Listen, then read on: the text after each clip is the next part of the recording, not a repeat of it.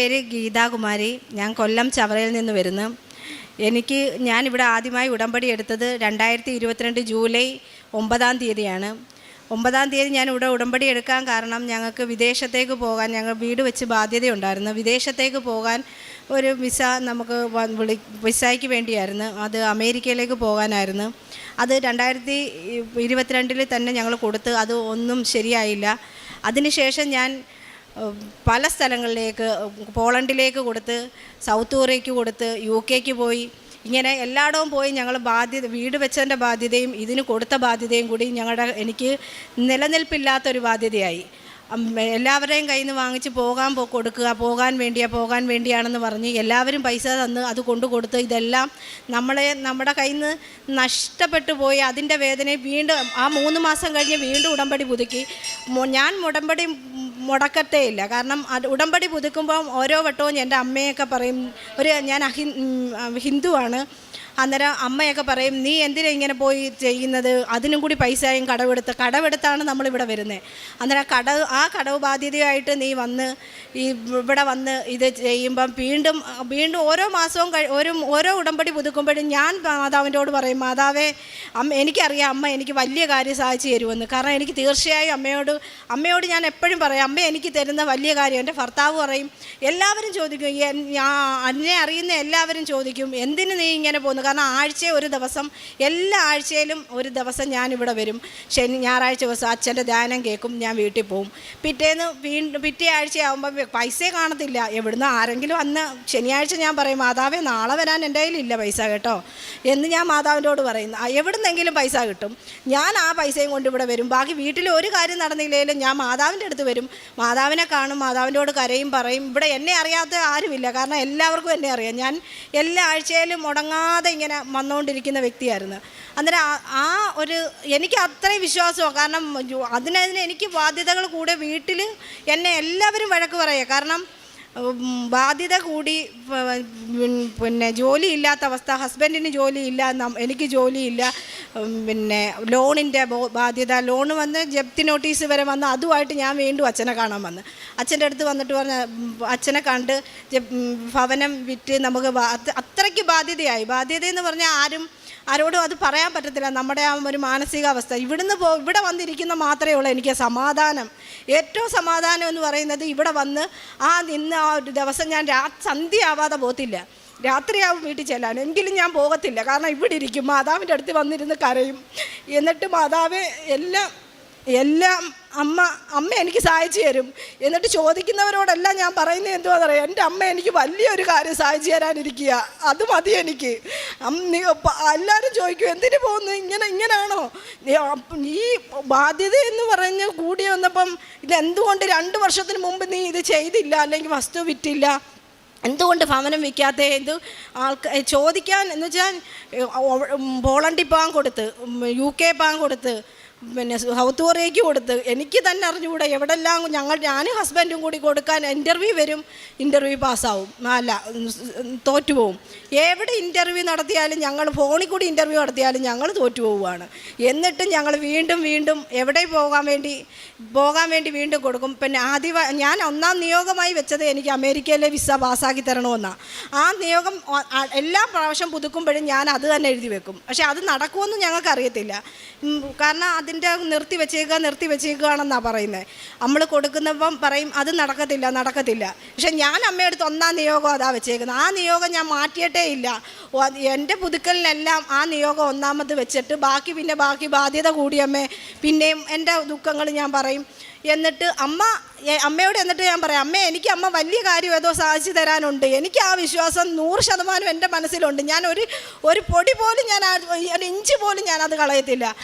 എൻ്റെ ഹസ്ബൻഡിനോട് പറയാം. അന്നേരം ഹസ്ബൻഡ് എന്നോട് ചോദിക്കും, ഇവിടെ ഞാൻ തീർത്ഥാടനത്തിന് വന്ന് പ്രാർത്ഥിച്ചിട്ട് പോകും, പിന്നെ നമ്മുടെ ജപമാല റാലിക്ക് വന്നിട്ട് പോയിട്ട് ചെല്ലുമ്പോൾ എന്നോട് ഹസ്ബൻഡ് ചോദിക്കുന്നത്, കിട്ടിയോ ഈ പ്രാവശ്യം എല്ലാം എന്ന് ചോദിച്ച് ഓരോ വട്ടം ചെന്ന് കയറുമ്പോൾ എന്നോട് ചോദിക്കുന്ന ഒരു ചോദ്യമാണ്, പോയപ്പോൾ എല്ലാം കിട്ടിയോ എന്ന്. ഞാൻ പറഞ്ഞാൽ എനിക്ക് കിട്ടി, എൻ്റെ മാതാവ് എൻ്റെ കൂടെ വന്നിട്ടുണ്ട് എന്ന് പറയുമ്പോഴും ഞാൻ അമ്മയോട് പറയാം, അമ്മേ മാതാവ് തന്നേന്ന് എനിക്ക് തെളിവ് സഹിതം അമ്മ കാണിച്ചു കൊടുക്കണം. അദ്ദേഹത്തിന് എനിക്ക് തെളിവ് സഹിതം കാണിച്ചു കൊടുക്കണം. എൻ്റെ അമ്മയ്ക്ക്, എൻ്റെ സഹോദരങ്ങൾക്ക്, എന്നോട് ചോദിച്ച ഏതൊരു വ്യക്തികൾക്കും എനിക്ക് തെളിവ് സഹിതം അമ്മ കാണിച്ചു കൊടുക്കണം എന്ന് ഞാൻ പ്രാർത്ഥിക്കും. എന്നിട്ട് ഞാൻ ഭയങ്കരമായിട്ട് കരയുകയും ചെയ്യും. കാരണം മാതാവിൻ്റെ വീട്ടിൽ കിടന്നും കരയുക. കാരണം നമ്മുടെ ഇത് വിറ്റ് കഴിഞ്ഞാൽ പോലും തീരാത്ത ബാധ്യതകളിലോട്ട് മാറിക്കഴിഞ്ഞു ഞങ്ങളുടെ അവസ്ഥ. അങ്ങനെ 5-ാം തീയതി, സെപ്റ്റംബർ 5-ാം തീയതി ഞങ്ങളുടെ വീടിൻ്റെ താക്കോല് കൊടുക്കുക. 6-ാം തീയതി ഞങ്ങൾ 6-ാം തീയതി ഇറങ്ങത്തില്ല, 7-ാം തീയതി ഞങ്ങൾ അവിടെ നിന്ന് ഇറങ്ങുമെന്ന് പറഞ്ഞു. ഞങ്ങളുടെ വീട്ടിൽ നിന്ന് ഇറങ്ങും. പിന്നെ ഞങ്ങൾക്ക് തിരിച്ചു വന്ന് കയറാൻ വീടില്ല. ഞങ്ങൾ കൊൽക്കത്തയ്ക്ക് പോവുക. ഒരു ബയോമെട്രിക്കിന് പോവുക. കൊൽക്കത്തയിൽ ചെന്ന് കഴിഞ്ഞിട്ട് ഞങ്ങൾ രണ്ടുപേരും കൂടി നടന്ന് എല്ലായിടവും പോയി വെറുതെ നടന്ന് കാണും. എന്നിട്ട് തിരിച്ചെവിടെ ചെന്ന് കയറുമെന്ന് എൻ്റെ ഭർത്താവ് ചോദിക്കുമ്പോൾ ഞാൻ പറയും, മാതാവ് വഴി കാണിച്ചു തരുമെണ്ണ. അമ്മയുടെ മാതാവമ്മയുടെ എൻ്റെ കൂടെ ഉണ്ട്, എൻ്റെ മാതാവ് എനിക്ക് വഴി കാണിച്ചു തരും, നിങ്ങളിവിടെ അടങ്ങിയിരി എന്ന് എപ്പോഴും ഞാൻ പറയും. നിങ്ങൾ സമാധാനപ്പെട്ടിരി, മാതാവ് വഴി കാണിച്ചു തരും എന്ന്. നമുക്ക് തിരിച്ച് ചെല്ലുമ്പോൾ എവിടാ ചെന്ന് കയറേണ്ടതെന്ന് അമ്മ വഴി എന്ന് വെച്ചാൽ എല്ലാവരും വീട് വിറ്റാൽ വാടകയ്ക്ക് വീടെടുക്കും. അതൊരു ലോകത്ത് നടക്കുന്നത്. പക്ഷെ ഞാൻ വീട് വിറ്റിട്ട് ഞങ്ങളുടെ സാധനം പോലും ഇറക്കിയില്ല. ഞങ്ങൾക്ക് കൊണ്ടുപോകേണ്ടത് മാത്രമായിട്ട് ഞങ്ങൾ അവിടെ നിന്ന് ഇറങ്ങിയിട്ട് പോയിട്ട് തിരിച്ച് വരുമ്പോൾ ഞാൻ അവരോട് പറഞ്ഞു, ഞങ്ങൾ വന്നിട്ട് ഇതെല്ലാം മാറ്റിക്കോളാം എന്ന് പറഞ്ഞാണ് അവിടെ നിന്ന് ഇറങ്ങി ഞങ്ങൾ കൊൽക്കത്തയിൽ ചെന്ന് 7-ാം തീയതി രാത്രിയിൽ അവിടെ റൂം എടുത്ത് താമസിച്ച് 8-ാം തീയതി 2:30-ക്കാണ് ഞങ്ങൾക്ക് ബയോമെട്രിക്കിൻ്റെ ടൈം. 2:30-ക്ക് ബയോമെട്രിക്കിന് ടൈം കയറി താഴെ വന്ന് അകത്തോട്ട് കയറിയിട്ട് ഞങ്ങൾ അകത്ത് കയറി ഇതെല്ലാം ചെയ്തപ്പോൾ ഹസ്ബൻഡ് ബാക്കിൽ, ഞാൻ ഫ്രണ്ടിൽ. ഞങ്ങൾക്ക് 2 പേർക്കും 2 സ്ഥലത്താണ്. എൻ്റെ ബയോമെട്രിക് കഴിഞ്ഞ് ഞാൻ തിരിഞ്ഞു നോക്കിയതും ജോസഫ് അച്ഛൻ അവിടെ നിൽക്കുന്നു. ഞാൻ ഒരു വട്ടം കണ്ണെടുത്ത് തിരിഞ്ഞു നോക്കിയപ്പോൾ ജോസഫ് അച്ഛനെ കണ്ടപ്പോൾ ഞാൻ ഒന്നും കൂടി തിരിഞ്ഞു നോക്കിയേ, അച്ഛൻ തന്നെ ആണോ എൻ്റെ മനസ്സിൻ്റെ എന്ന് വെച്ചാൽ നമ്മളെപ്പോഴും കൃപാസനത്തിൻ്റെ അമ്മയോ ജോസഫ് അച്ഛനെയും കണ്ടുകൊണ്ടിരിക്കുക 24 മണിക്കൂറും. അപ്പോൾ അതുകൊണ്ട് ആ ഒരു ഇതാണോ എന്ന് നോക്കി ഞാൻ തിരിഞ്ഞു നോക്കിയപ്പോൾ ജോസഫ് അച്ഛൻ തന്നെ.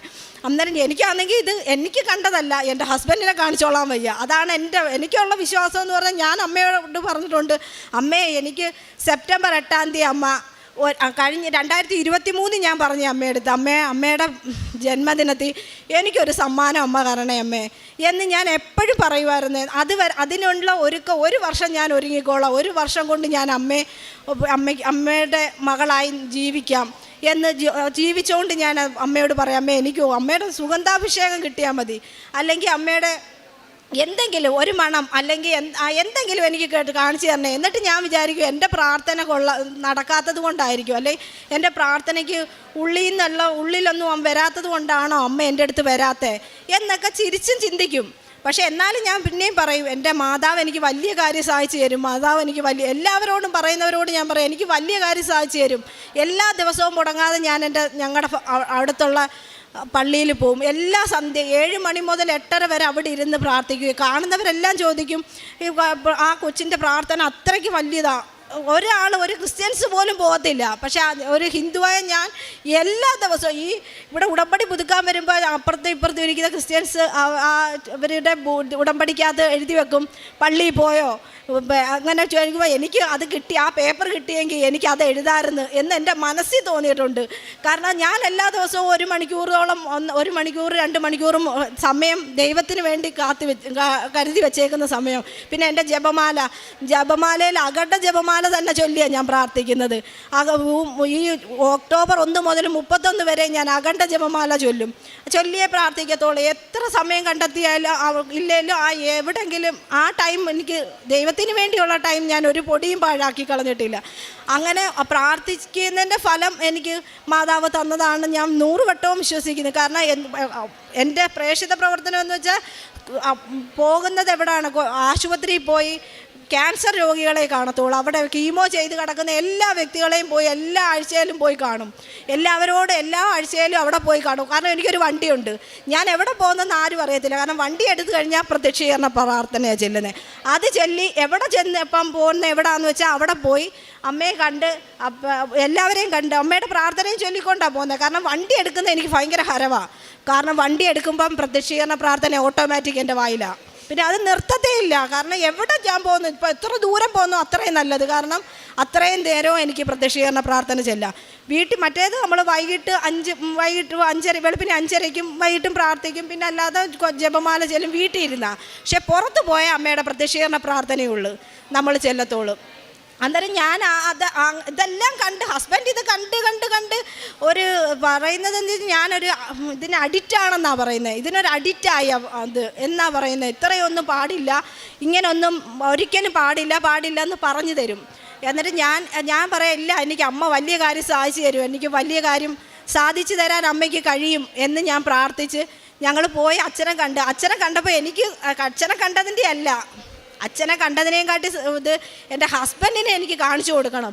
അന്നേരം അച്ഛനങ്ങ് പോവുമല്ലോ എന്ന് താമസിച്ച് ഹസ്ബൻഡ് അവിടെ നിന്ന് ഇറങ്ങി വരാൻ താമസിച്ച് പെട്ടെന്ന് തന്നെ ഞങ്ങൾ താഴെ ഇറങ്ങി വന്നപ്പോൾ അച്ഛൻ എന്തായാലും അവിടെ നിൽക്കും. ഞാൻ എളുപ്പം പിടിച്ചുകൊണ്ട് വന്നിട്ട് അച്ഛാ ഇത് അന്നേരം അച്ഛൻ എന്നെ കണ്ടപ്പോൾ ഉടനെ മോളെ നമ്മൾ എവിടെ വെച്ചാൽ കണ്ടേ? അന്നേരം ഞാൻ പറഞ്ഞു അച്ഛാ നമ്മൾ കൃപാസനത്തിൽ വെച്ചല്ലേ കണ്ടേ എന്ന് ഞാൻ പറഞ്ഞ് അത് മാത്രം ഞങ്ങൾ തമ്മിൽ സംസാരിച്ചോളൂ. അന്നേരം മോൾ എന്നാ പോകുന്നത്?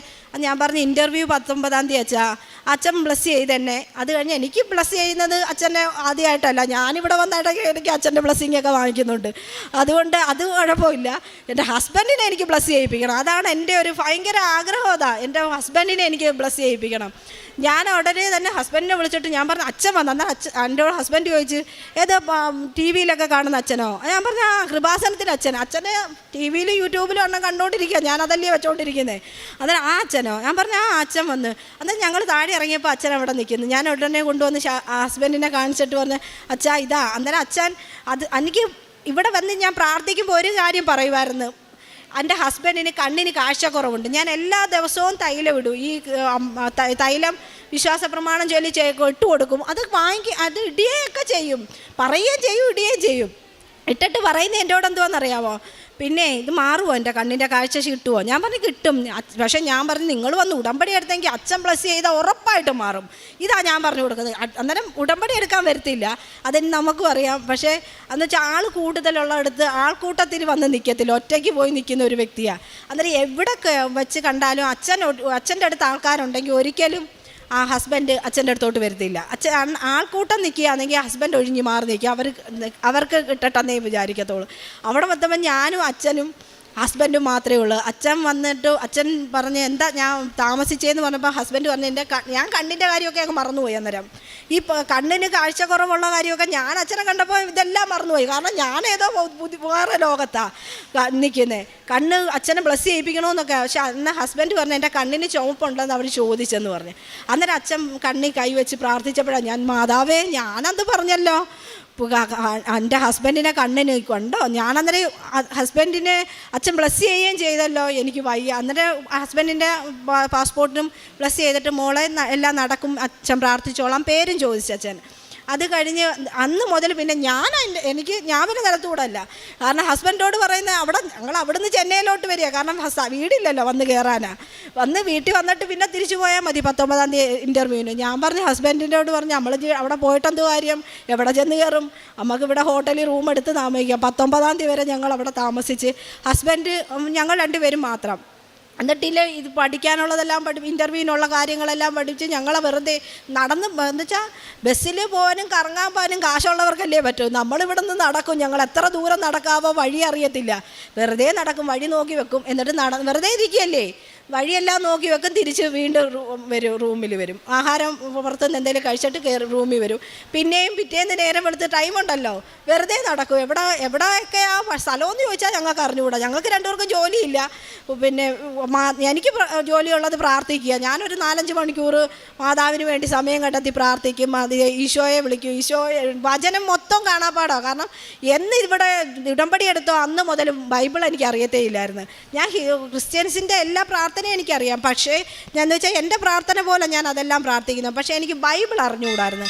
ബൈബിളിനെ കുറിച്ചും വചനവും വായ്പ് അതില്ലായിരുന്നു. പക്ഷേ ഇവിടെ ഉടമ്പടി എടുത്തതിന് ശേഷമാണ് ഞാൻ ബൈബിൾ വചനത്തിനെ കുറിച്ചുള്ള വചനത്തിൻ്റെ ഒരു ബലം പറഞ്ഞു. പിന്നെ വചനമായി, പിന്നെ നമുക്ക് ജോലി വചനം വായിച്ചെടുക്കുക, മൊത്ത വചനവും കാണാപ്പാടാം. 13 ദിവസം കൊണ്ട് പുതിയ നിയമം അങ്ങ് വായിച്ചു തീർത്ത് 13 ദിവസം കൊണ്ട്. പിന്നെ സങ്കീർത്തനം ഇങ്ങനെ ഞാൻ ഡേറ്റ് ഇട്ട് വെക്കും, ഇത്ര ദിവസം കൊണ്ട് ഇത് വായിച്ച് തീർക്കണം. ബൈബിൾ അങ്ങനെ ഞാൻ വായിച്ച് പിന്നെ പഴയ നിയമം 3/4 ഭാഗമേ ആയുള്ളൂ, തീർന്നില്ല. അതിൻ്റെ ഇടയ്ക്ക് പിന്നെ ഈ പോയത് കൊണ്ട് പുതിയ നിയമത്തിൻ്റെ ബൈബിൾ മാത്രമേ ഞാൻ കൊണ്ടുപോയുള്ളൂ. വലിയ ബൈബിൾ എടുത്തുകൊണ്ട് പോകാൻ പറ്റാത്തതുകൊണ്ട് അല്ലെങ്കിൽ ദിവസം കൊണ്ട് തീർന്നേനെ. അങ്ങനെ ഞങ്ങൾ 19-ാം തീയതി രാവിലെ ഇൻ്റർവ്യൂവാണ്, 8 മണിക്ക് ഇൻ്റർവ്യൂവിന് ചെല്ലണം. ഹസ്ബൻഡാണെങ്കിൽ വിറക്കിയ, കാരണം ഇൻ്റർവ്യൂ നടത്തുക എന്ന് പറഞ്ഞാൽ എല്ലാവർക്കും അറിയാം, ഇൻ്റർവ്യൂവിന് പോയിട്ടുള്ളവർക്കറിയാം ടെൻഷൻ കൊണ്ടാ വയ്യ. ആ ടെൻഷൻ്റെ അടുത്ത് ഞാൻ അണ്ണൻ്റോട് പറഞ്ഞ് ഒരു കാര്യമേ ഉള്ളൂ, എനിക്ക് ടെൻഷനില്ല, ഞാൻ തലേന്നൊക്കെ നല്ലപോലെ കിടന്നുറങ്ങി. കാരണം എനിക്കറിയാം മാതാവ് എൻ്റെ കൂടെ ഉണ്ടെന്ന്. പക്ഷെ ഹസ്ബൻഡ് ഉറങ്ങുന്നേ ഇല്ല, എണീച്ച് കിടക്കുന്നു, വീണ്ടും ഇരിക്കുന്നു, ഇങ്ങനെ നടക്കുക. ഞാൻ പറഞ്ഞു ഒരു മാർഗ്ഗമേ ഉള്ളൂ മാറാൻ. അമ്മയുടെ അച്ഛൻ ഇവിടുന്ന് തന്ന എനിക്ക് പ്രാർത്ഥിച്ച് തന്ന ഒരു കാശ് രൂപമുണ്ട്, അതെടുത്ത് കൊടുത്തിട്ട് ഞാൻ പറഞ്ഞു പോക്കറ്റിലോട്ട് വെച്ചിട്ട് അതിൽ പിടിച്ചോ, അത് മതി, അത് മാത്രം മതി, അതും കൊണ്ടുപോയാൽ മതി. അന്നേരം ഇത് കയറ്റുമോ? ഞാൻ പറഞ്ഞു അത് പോക്കറ്റ് ഇട്ടാൽ ആരും അറിയത്തില്ല, അതിൽ നിന്ന് കൈ എടുക്കരുത്. ഇത് പറഞ്ഞുകൊണ്ടാണ് റൂമിൽ നിന്ന് ഇറങ്ങുന്നത്, ഇതിൽ നിന്ന് കൈ എടുക്കരുത് ഷാജിയണ്ണ, എങ്കിൽ മാത്രമേ ഇത് നടക്കത്തുള്ളൂ. അവിടെ ഞാൻ ചെന്ന് എനിക്കൊരു കൂളായിട്ട് ഞാൻ അകത്ത് കയറി ഇൻ്റർവ്യൂവിൻ്റെ എല്ലാം അവിടെ ചെന്ന് നമ്മൾ ഇൻ്റർവ്യൂ പാസ്സാവുന്നിടത്ത് ചെന്നപ്പം ഞാൻ തിരിഞ്ഞു നോക്കുമ്പോൾ ഹസ്ബൻഡ് ഇപ്പുറത്ത് നിൽക്കുക. ഹസ്ബൻഡിൻ്റെ അടുത്ത് നോക്കിയാൽ ഹസ്ബൻഡിലെ പോക്കറ്റിൽ കൈവച്ചുകൊണ്ടിരിക്കുക. ഞാൻ ഉടനെ പറയാം, മാതാവേ കണ്ടോ, ഇനി ആ വിശ്വാസം അമ്മ തകർക്കല്ലേ അമ്മേ, കാരണം ഞാൻ എന്തായാലും അമ്മയുടെ വിശ്വാസിയാണ്, ഹസ്ബൻഡിൻ്റെ വിശ്വാസം അമ്മ തകർക്കല്ലേ. അച്ഛനെ കണ്ടു കഴിഞ്ഞപ്പോഴേ ഹസ്ബൻഡിന് മാതാവ്, ഞാനത് പറഞ്ഞുകൊണ്ടിരിക്കുക, മാതാവ് വന്നെന്ന് ഉറപ്പാക്കിയത് കണ്ടോ എന്ന് ഞാനിങ്ങനെ ചോദിച്ചുകൊണ്ടിരിക്കുമ്പം ഹസ്ബൻഡ് ആ ഒരു ഉള്ളിലിങ്ങനെ ഇരിക്കുക, ഇത് മാതാവ്. ഞാൻ തിരിഞ്ഞ് ഞങ്ങളുടെ ഇൻ്റർവ്യൂ ടൈം ആയപ്പോൾ ഹസ്ബൻഡ് അതിനകത്ത് പിടിച്ചുകൊണ്ടിരിക്കുക. അന്നേരം ഞാൻ പ്രാർത്ഥിച്ചിട്ട് ദൈവത്തെ മഹത്വപ്പെടുത്താൻ എന്നെ ഇടയാക്കണേ എന്നും പ്രാർത്ഥിച്ചുകൊണ്ടിരിക്കുമ്പോൾ ഇത് നോക്കിയപ്പോൾ ഇതാ. അന്നേരം ഞാൻ പിന്നെ മാതാവേ കണ്ടോ, ഇനി ഇത് തോറ്റുപോയാൽ അദ്ദേഹം എന്തായാലും ചോദിക്കും, കണ്ടോ നീ തന്നിട്ട് പോലും തോറ്റുപോയില്ലയോ എന്നുള്ള ഒരു പേടി കൊണ്ട് ഞാൻ മാതാവേ അമ്മ കാണുന്നുണ്ടല്ലോ, എന്നെയല്ല വിശ്വാസി വേണ്ട, ഞാൻ വിശ്വാസിയാണല്ലോ, അമ്മ എൻ്റെ ഭർത്താവിനെയും കൂടി വിശ്വാസത്തിലേക്ക് എടുക്കണേ എന്ന് പ്രാർത്ഥിച്ചിട്ട് ഞങ്ങൾ പോയി. ഇൻ്റർവ്യൂ ഞങ്ങൾ പാസ്സായി തിരിച്ചു വന്ന്. ഇപ്പോൾ ഇറങ്ങി ഞങ്ങൾ പുറത്തിറങ്ങി രണ്ടുപേരും പരസ്പരം മിണ്ടാതെ ഇറങ്ങി വന്ന് നിന്നിട്ട് ഞാൻ പറഞ്ഞു, കണ്ടോ ഞാൻ പറഞ്ഞില്ലേ മാതാവുണ്ടെന്ന്. അന്നേരം എന്നോട് പറഞ്ഞു ആ മാതാവുണ്ട്, സത്യവാ എന്ന് ഷാജിയണ്ണൻ എന്നോട് പറഞ്ഞപ്പോൾ ഞാൻ പറഞ്ഞു, കണ്ടോ എനിക്കറിയാമായിരുന്നു. ഞാൻ പറഞ്ഞു എനിക്കറിയാമായിരുന്നു നിങ്ങൾ ഇവിടെ വരുമ്പോൾ ഇവിടെ വന്നാൽ റോഡിൽ നിൽക്കത്തതേ ഉള്ളൂ, അകത്തോട്ട് കയറി വരത്തില്ല. ഞാൻ എന്നിട്ട് പറയും മാതാവേ അകത്തോട്ട് വരുന്നില്ല, കണ്ടോ അവിടെ നിൽക്കത്തേ ഉള്ളൂ. പക്ഷെ പ്രാർത്ഥിക്കുക, എന്നോട് പറയും നമ്മുടെ ദുഃഖങ്ങളെല്ലാം ഞാൻ അമ്മയോട് പറഞ്ഞിട്ടുണ്ടെടി എന്ന് എന്നോട് പറയും. പക്ഷെ ഞാൻ പറയും എന്നാലും അണ്ണൻ അകത്ത് വരാത്ത എന്താ എന്ന് ഞാൻ ചോദിക്കുമായിരുന്നു. അന്നേരം പറഞ്ഞ് അത് തിരക്ക് കൂടുതലല്ലേ, എല്ലാവരും തിരക്കുള്ളവർ കയറി കാണട്ടെ, ഞാൻ ഒറ്റയ്ക്ക് കണ്ടോളാം, ഞാൻ പ്രാർത്ഥിച്ചിട്ടുണ്ട്, ഞാൻ മനസ്സുകൊണ്ട് പ്രാർത്ഥിച്ചിട്ടുണ്ട് ഇത് പറഞ്ഞു. പക്ഷേ അത് കഴിഞ്ഞ് ഞങ്ങൾ ആ വഴി അങ്ങ് വേളാങ്കണ്ണിക്ക് പോയി. വേളാങ്കണ്ണി ചെന്ന് കഴിഞ്ഞാൽ വേളാങ്കണ്ണിയിലെ കാര്യം പോയവർക്കറിയാം, അവിടുന്ന് മുട്ടുകാല എഴയുന്ന ഒരു സംഭവമുണ്ട്. എനിക്ക് മാതാവിനറിയാം ഞാൻ പ്രാർത്ഥനയൊക്കെയാണ്, പക്ഷേ എൻ്റെ ദേഹം നോവുന്ന കാര്യം എനിക്ക് പാടാ. ഞാൻ ഇച്ചിരി സ്റ്റാർട്ടിങ് ഞാൻ അങ്ങോട്ട് കുറച്ചെഴഞ്ഞപ്പോഴത്തേക്ക് എൻ്റെ മുട്ടിന് എനിക്ക് വയ്യ, എനിക്ക് വേദന. അന്നേരം ഞാൻ പറഞ്ഞു തൊരഞ്ഞ് പൊട്ടി പോവുമല്ലോ, മാതാവിനറിയാം എൻ്റെ അവസ്ഥ. അല്ലെങ്കിൽ മാതാവിനറിയാം ഞാൻ ഇങ്ങനെയൊക്കെ പ്രാർത്ഥിക്കും, അവൾ എൻ്റെ കൂടെ പ്രാർത്ഥിക്കുമെങ്കിലും ഇത് ഇങ്ങനെയുള്ള കാര്യങ്ങളൊന്നും ചെയ്യത്തില്ല. ഞാൻ നോക്കുമ്പോൾ എന്നെയും കാട്ടി മുമ്പേ ഹസ്ബൻഡ് ഇഴയുന്നു, മുട്ടുകാല ഇഴഞ്ഞ് അങ്ങ് വരും. ഞാനന്നേരം മാതാവ് എന്തോ ഞാൻ ഈ കാണുന്നേ എന്ന് ഞാൻ അമ്മയോട് ചോദിക്കുക. അമ്മ ഓരോ കഴിയും തോറും ഞാൻ ചോദിക്കുന്നു, അമ്മ ഇതെന്തോ ഞാൻ ഈ കാണുന്നത്, കണ്ടോ എൻ്റെ ഹസ്ബൻഡ്. ഇനിയിപ്പം ഞാനെന്തിനാ അമ്മ ഹസ്ബൻഡ് പോരായോ, ഇത്രയും വലിയ വിശ്വാസത്തിലേക്ക് എടുത്ത് തന്ന ഞാനല്ലേ അമ്മ. അന്നേരം പിന്നെ അത് മതി എനിക്ക്. ഹസ്ബൻഡ് ആണെങ്കിൽ അത് മൊത്തം ഒഴിപ്പിച്ച് അവിടെ പ്രാർത്ഥിച്ച് അവിടെ എല്ലാം കയറി അത് ഓരോ എന്ന് വെച്ചാൽ ഇത് കഴിഞ്ഞപ്പോഴത്തേക്ക് ഹസ്ബൻഡിന് ഭയങ്കര സന്തോഷമായി. കാരണം ഞാൻ കൃപാസനത്തിൽ എന്നിട്ട് അപ്പോഴും വിളിച്ച് വരാൻ പറ്റാഞ്ഞതുകൊണ്ട് നാളെ ഞങ്ങൾ പോകുന്ന വഴിക്ക് ഇവിടെ കയറി പ്രാർത്ഥിച്ച് ഹസ്ബൻഡും കൂടി വന്ന് പ്രാർത്ഥിച്ചിട്ടേ പോകത്തുള്ളൂ. വേറൊരു കാര്യം ഉള്ളതുകൊണ്ട്, അല്ലെങ്കിൽ ഹസ്ബൻഡും കൂടി വന്നേനെ. അന്നേരം എന്നോട് പറയുന്നത് നീ പറഞ്ഞില്ലയോ, സാക്ഷ്യം പറഞ്ഞില്ലയോ എന്ന് ചോദിച്ചുകൊണ്ടിരിക്കുക. ഞാൻ പറഞ്ഞില്ല, പറയാൻ കയറുന്നതേ ഉള്ളെന്ന്. അന്നേരം അത്രയ്ക്കെന്ന് വെച്ചാൽ ഒരു കാര്യം ഞാൻ എല്ലാവരോടും പറയുന്നത്, മാതാവ് കാര്യം സാധിച്ചു തരുന്നില്ല, നമ്മൾ എഴുതിയ ഒരു കാര്യം അമ്മ സാധിച്ചു തരുന്നില്ല എങ്കിൽ ഓർത്തോ നിങ്ങൾക്ക് വലിയൊരു കാര്യം സാധിച്ചു തരാനിരിക്കുക. ഏറ്റവും വലുത് 3 മാസം കൊണ്ട് നടക്കുന്ന ഒരു കാര്യമല്ല, വർഷങ്ങൾ. കാരണം ഇന്ന് എനിക്ക് ഉടമ്പടി എടുക്കണ്ട അമ്മയെടുത്ത്. ഉടമ്പടി എടുത്ത് ഞാൻ ഉടമ്പടിയിലാണ് ജീവിക്കുന്നത്. ഇനി ഞാൻ മരണം വരെ ഉടമ്പടിയിലായിരിക്കും. എനിക്ക് ഇനി ഉടമ്പടി പുതുക്കേണ്ട കാര്യമില്ല. കാരണം പുതുക്കുന്നത് അത് തെറ്റിക്കുന്നവർക്കാണ്. 6 കാര്യം അമ്മയോട് പറഞ്ഞ 6 കാര്യവും തെറ്റിക്കുന്നവർ മാത്രം ഉടമ്പടി പിന്നെയും പുതുക്കുക. ഞാൻ ഉടമ്പടിയിലാണല്ലോ. പക്ഷെ എന്നെ സംബന്ധിച്ചിടത്തോളം ഞാൻ ഉടമ്പടിയിലാണ്. എൻ്റെ അമ്മയോട് ചെയ്ത 6 കാര്യം ഞാൻ തെറ്റിക്കത്തില്ല. കാരണം അമ്മയായിട്ട് അത്രയ്ക്ക് ഒരു ആത്മബന്ധം. അമ്മയോട് അടുക്കും തോറും ഒരു 3 മാസം കൊണ്ടൊന്നും അല്ല, 3 മാസം നമുക്ക് നമുക്ക് കാര്യം സാധിച്ചു തരുന്ന ചെറിയ കാര്യങ്ങളാണ്. നമുക്ക് വലിയ കാര്യം സാധിച്ചു തരാനുണ്ടെങ്കിൽ അമ്മ കാലതാമസം എടുക്കും. കാരണം നമ്മളെ അത്രയും ഒരു വലിയ കാര്യത്തിന് വേണ്ടി അമ്മ നമ്മളെയും അതേ കണക്കാക്കി എടുക്കും, ആ മകളാക്കി വളർത്തിയെടുക്കും. അത് തീർച്ചയായിട്ടും 100% ഉറപ്പാണ്. അതുകൊണ്ട് ധൈര്യമായിട്ട് ഇപ്പോൾ ഉടമ്പടി എടുത്ത എത്രയോ ലക്ഷക്കണക്കിന് ആൾക്കാരാണ് ഉടമ്പടി എടുത്തതെന്ന് എനിക്കറിയാം. കാരണം ഞാൻ തന്നെ ഈ ഉടമ്പടി 3 മാസം കഴിഞ്ഞിടം മുതൽ ഞാൻ കൊണ്ടുവരുന്ന ആൾക്കാർ ശരിക്കുണ്ട്. ഞാൻ ചെന്നിട്ട് ഉടമ്പടി എടുക്കുമ്പോൾ ഞാൻ അവരോട് പറയും, ആദ്യമേ അവർക്കങ്ങ് പ്രത്യക്ഷീകരണ പ്രാർത്ഥന ഇട്ട് കൊടുക്കും. അവർ പ്രാർത്ഥിച്ച് 15-ാം ദിവസം അവരെന്നെ വിളിച്ചിട്ട് പറയും, വാ നമുക്ക് പോയി ഉടമ്പടി എടുക്കാമെന്ന്. അങ്ങനെ, കാരണം ഞാനല്ലാതെ ഒരാളെയും ഉടമ്പടി എടുക്കാൻ വാ എന്നും പറഞ്ഞല്ല. കാരണം ഹിന്ദു ആയതുകൊണ്ട് ഞാൻ ഒരാളെയും അങ്ങനെ വിളിക്കത്തില്ല. കാരണം അവർ എങ്ങനെ ചിന്തിക്കുമെന്ന് എനിക്കറിയത്തില്ല അവർ. പക്ഷേ അവരുടെ ദുഃഖം എന്നോട് പറഞ്ഞാൽ, അവർ കൃപാസനത്തെ പറ്റി അറിയത്തില്ല എങ്കിൽ അവരോട് ഞാൻ വന്ന് പറയും. അവരോട് പറയുന്നത് എന്തോന്നറിയാം, വാട്സപ്പിൽ മെസ്സേജ് ഇങ്ങോട്ട് ഹായ് ഇട്, ഞാൻ ഉടമ്പടി പ്രാർത്ഥന അയച്ചു തരാവുന്ന. ഉടമ്പടി പ്രാർത്ഥന കൊടുക്കും. 15 ഞാൻ എന്നിട്ട് അമ്മയോട് പറയും, അമ്മേ 15-ൻ്റെ അന്ന് ഞാൻ വരും അങ്ങോട്ട് കേട്ടോ. കാരണം ഒരാളെ ഞാൻ കൊടുത്തിട്ടുണ്ട്, അയാളിപ്പോൾ എന്നെ വിളിക്കും വരാൻ. 15-ൻ്റെ അന്ന് അവരെയും കൊണ്ടുവന്ന് ഞാനിവിടെ ഉടമ്പടി എടുത്തിട്ട് അങ്ങനെ എടുത്ത വ്യക്തികൾ തോനെയുണ്ട്. കാരണം ഞാൻ ഒരിക്കലും വന്ന് ഉടമ്പടി എടുക്കെന്നും പറഞ്ഞ് ഒരാളെയും വിളിച്ചിട്ടില്ല. അവരുടെ ആ വിശ്വാസത്തിൽ അവർ പ്രാർത്ഥിച്ച് അവർ ആ വിശ്വാസത്തിൽ വന്ന അവർ ഉടമ്പടി എടുത്തിട്ടുള്ളത്. ഞാനത് ആകെ എൻ്റെ ഒരു ജോലി പ്രത്യക്ഷീകരണ പ്രാർത്ഥന ഫോർവേഡ് ചെയ്ത് കൊടുക്കുക, അയച്ചു കൊടുക്കുക എന്ന് മാത്രമേ ഉള്ളൂ. അവർ തന്നെ തിരിച്ചു വരും. അതേ കണക്കാണ് അച്ഛൻ അന്ന് 1-ാം തീയതി ധ്യാന പ്രസംഗത്തിൽ ഞങ്ങളുടെ കൊൽക്കത്തയിൽ വെച്ച് അച്ഛൻ സ്വപ്നം കണ്ട കാര്യം പറഞ്ഞപ്പോൾ ഞാൻ പറഞ്ഞ ഹസ്ബൻഡിനോട്, അണ്ണാ കണ്ടോ, ഞാൻ വന്ന് സാക്ഷ്യം പറയാത്തത് അച്ഛൻ ഇങ്ങനെ നോക്കിക്കൊണ്ടിരിക്കുക, ഏതോ ഒരു വലിയ സാക്ഷ്യം പറയാനുണ്ട്, അത് ഞങ്ങളുടെ സാക്ഷ്യമാണ്. കാരണം ഞാനത് പറഞ്ഞു. കാരണം എനിക്ക് ആ ഒരു മനോധൈര്യം, ഞങ്ങൾക്ക് ആ ഇൻ്റർവ്യൂ പാസ്സാകാനുള്ള മനോധൈര്യം കിട്ടിയത് അച്ഛനെ അവിടെ വെച്ച് കണ്ടതുകൊണ്ടാണ്. അല്ലെങ്കിൽ ഒരിക്കലും, കാരണം ഫോണിൽ കൂടി വിളിക്കുന്ന ഇൻ്റർവ്യൂ വരെ ഞങ്ങൾ തോറ്റതാണ്. ഞങ്ങൾ രണ്ടുപേരും വിറയ്ക്കും. ചോദ്യം ചോദിക്കുമ്പോൾ ഞാനും അണ്ണനും കാരണം എല്ലാം പഠിച്ചു വെച്ചതായിരിക്കും. പക്ഷേ ആ സമയത്ത് ഞങ്ങൾക്ക് മനസ്സിൽ ഒന്നും ഓർമ്മ വരത്തില്ല, ഒരു പൊടി പോലും ഓർത്ത് വരത്തില്ല. കാരണം അത്രയ്ക്ക് ഞാൻ അന്നേരം പറയും, എന്തിനാണ് നമ്മളിങ്ങനെ പഠിക്കുന്നത്, ഇതിനൊന്നും കളയാതെ രണ്ടുപേരും കൂടി ദുബായിൽ വല്ലതും പോയി ജീവിക്കാം, ഇതേ നടക്കത്തുള്ളൂ. കാരണം വസ്തുവും വിറ്റ് കടവും കയറി നാട്ടുകാർക്ക് ഇത്രയും കാശും കൊടുക്കാനുണ്ട്.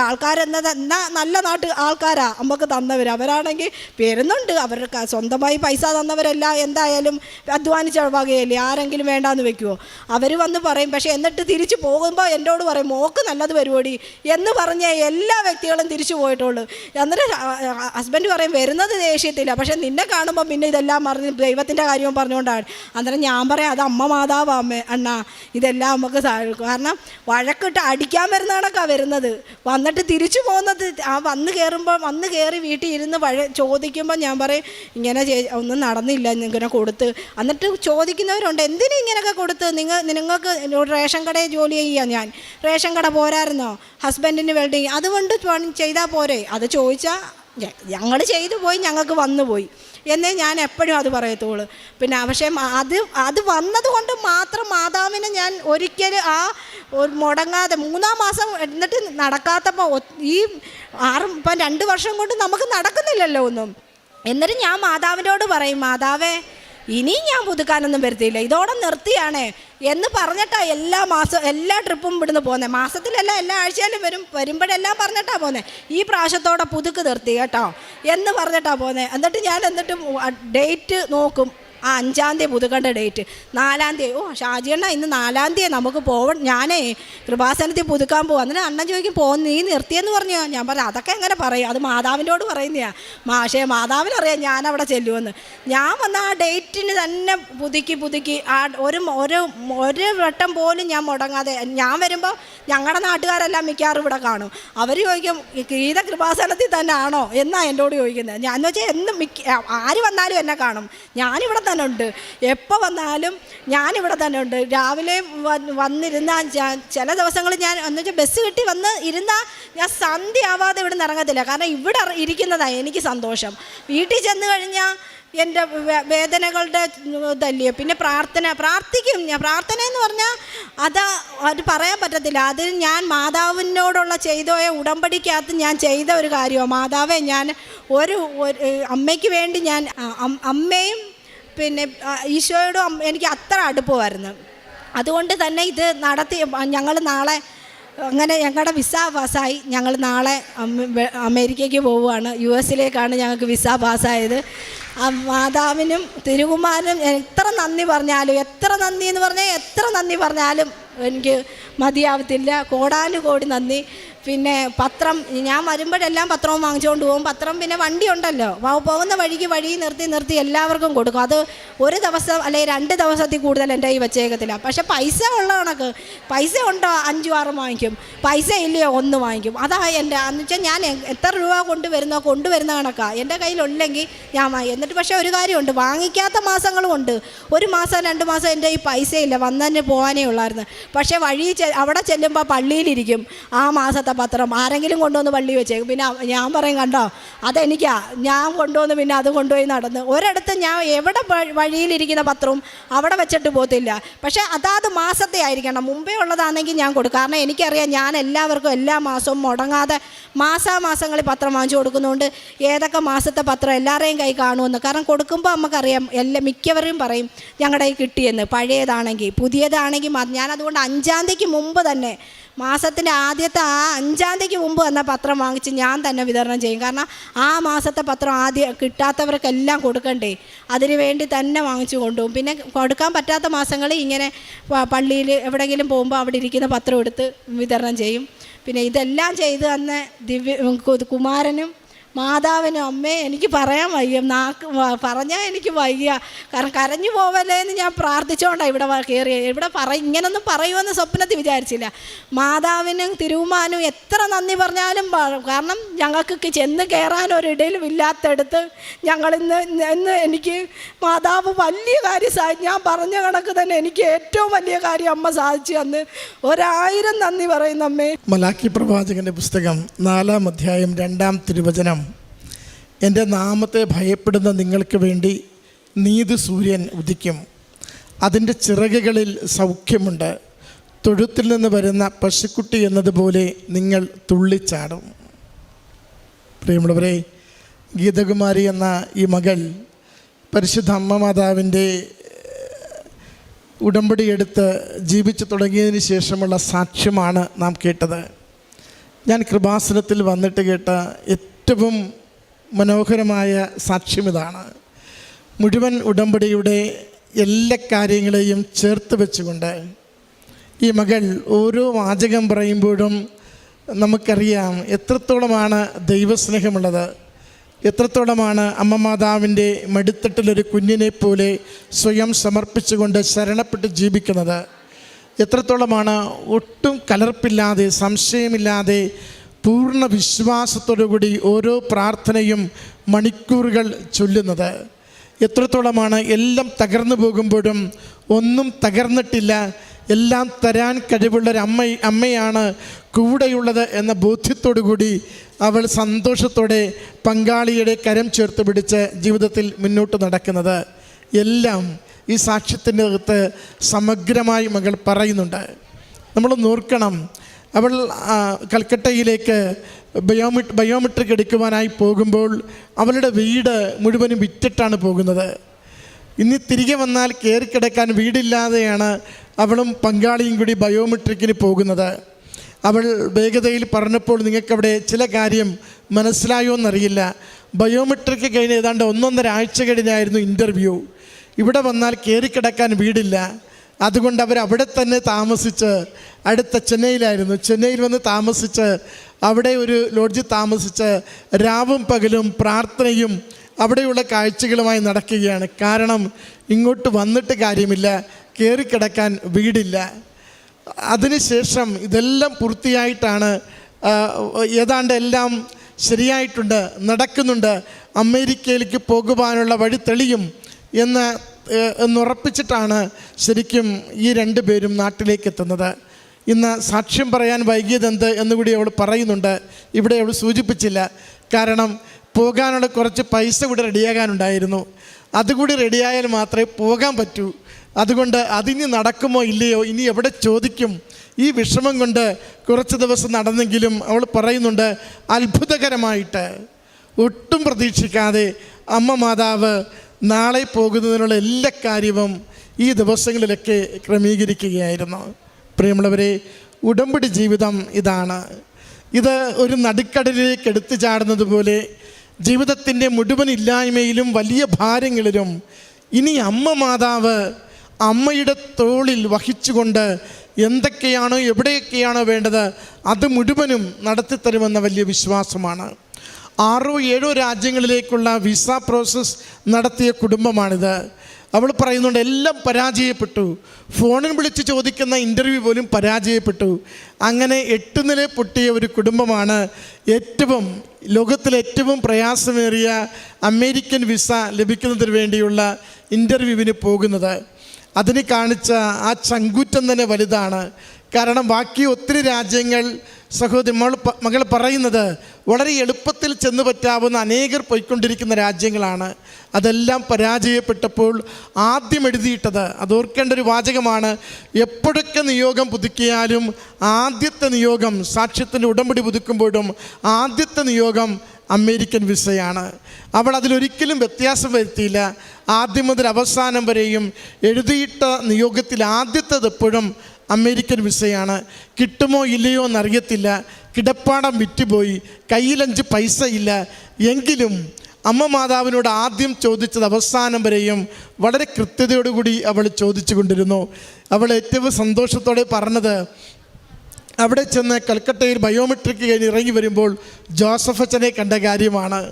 ജോസഫ് അച്ഛൻ താഴെ ഇറങ്ങി വരുന്നു. അച്ഛൻ ആ ദിവസങ്ങളിൽ അച്ഛൻ അമേരിക്കൻ വിസയ്ക്ക് വേണ്ടി അവിടെയുണ്ട്.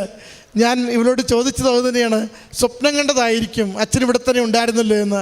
ഇല്ലില്ല, ഞാൻ കാണുകയും എന്നോട് സംസാരിക്കുകയും ചെയ്തെന്ന് പറഞ്ഞാണ് അവിടെ ബാക്കിയുള്ള വിശേഷങ്ങൾ പറയുന്നത്. അതവൾ സാക്ഷ്യപ്പെടുത്തുന്നുണ്ട്. അച്ഛനെ കണ്ടതാണ്. ഞാനൊരു സുഗന്ധാഭിഷേകം ചോദിച്ചപ്പോൾ എനിക്ക് അമ്മ മാതാവ് നൽകിയത് അച്ഛനെയാണ്. അച്ഛനെ കണ്ടതുകൊണ്ട് എൻ്റെ ബയോമെട്രിക്, എൻ്റെ ഇൻ്റർവ്യൂ അത് മുഴുവനും വിജയിച്ചെടുക്കാൻ സാധിച്ചു. പങ്കാളിയുടെ കണ്ണിൻ്റെ കാഴ്ചക്കുറവും പ്രശ്നവും അത് വലിയ തടസ്സമാകും, കിട്ടത്തില്ല എന്നൊരു ഭീതി ഉണ്ടായിരുന്നു. അപ്പോഴും ജോസഫ് അച്ഛനാണ് ആ പങ്കാളിയുടെ ശിരസിൽ കൈവച്ച് പ്രാർത്ഥിച്ചുകൊണ്ട് പറഞ്ഞത്, ഈ ബ്ലെസ്സിങ് നീ എപ്പോഴും സൂക്ഷിക്കണം, ഈ ബ്ലെസ്സിങ് നീ എപ്പോഴും സൂക്ഷിക്കണം, അതുകൊണ്ട് നീ പേടിക്കാതെ മുന്നോട്ട് പോയിക്കോളാൻ. പ്രിയമുള്ളവരെ, ഇതൊരു സാക്ഷ്യമാണ്. അമ്മ മാതാവിൻ്റെ പ്രത്യക്ഷീകരണത്തിൻ്റെ എല്ലാം തികഞ്ഞ ഒരു സമ്പൂർണമായ സന്തോഷത്തിൻ്റെ ഒരു സാക്ഷ്യമാണിത്. ഇത്രയും നല്ലൊരു അനുഗ്രഹം ഈ കുടുംബത്തിന് നൽകിയ അമ്മ മാതാവിനും തിരുക്കുമാരനും നന്ദി പറഞ്ഞുകൊണ്ട് കരഘോഷത്തോടു കൂടി നമുക്ക് ഈ സാക്ഷ്യം സമർപ്പിക്കാം.